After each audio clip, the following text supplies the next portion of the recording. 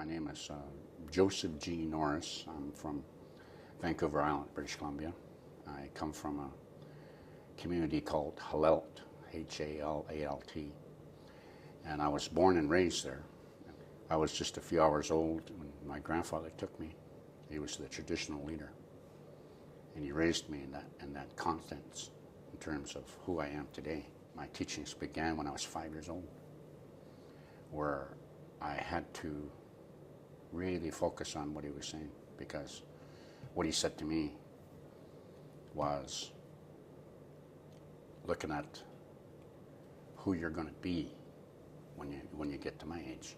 When you look at the governing body that we had and still practice today, it's always been there for thousands of years.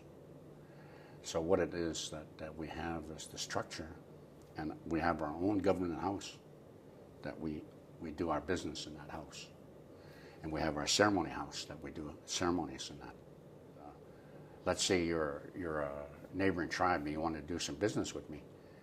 We take you to our business house, our governing house. It was there. There was total respect for the head of the houses. There was respect for the teachers of the house.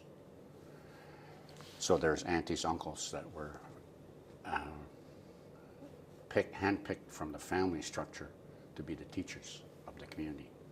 Family teachers and values. Our ceremony house, our governing body, that's where the structure and the teachings were taken.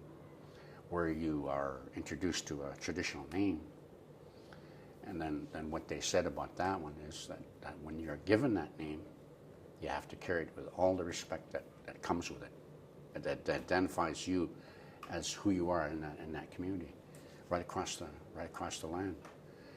And you have to walk with that, and knowing that you have this great name, respected, and so it's still there. We still practice that. We still have our ceremonies for naming and coming of age and stuff like that.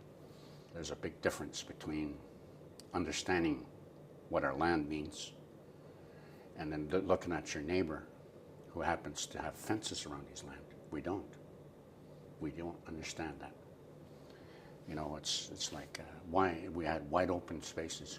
We had mountains that we named.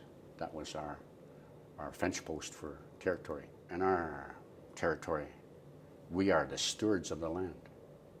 We were brought here for a reason, to take care of the territory. So it's still in place. But what has happened since that time, that the younger generation is starting to change their focus. As a matter of fact, they're saying I'm obsolete based on their own personal teachings. So what I'm saying is we need to bring it back, reclaim that structure, the foundation of who we are as people. There are future teachers we have to take a look at, and we look at the language base. We really have to reclaim that, bring that back into its fold, highest form, so we can communicate the way we did in the past.